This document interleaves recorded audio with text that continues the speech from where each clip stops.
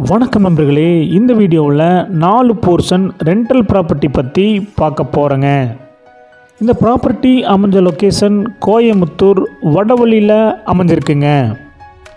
வடவள்ளி பக்கத்தில் பொம்மண்ணாபாளையத்தில் அமைஞ்சிருக்குங்க. வடவள்ளி டு தொண்டாமுத்தூர் ரோட்டிலிருந்து 1.5 கிலோமீட்டரில் அமைஞ்சிருக்குங்க. இந்த ப்ராப்பர்ட்டியோட லேண்ட் ஏரியா 6 சென்ட்டுங்க. Building square feet 1600ங்க.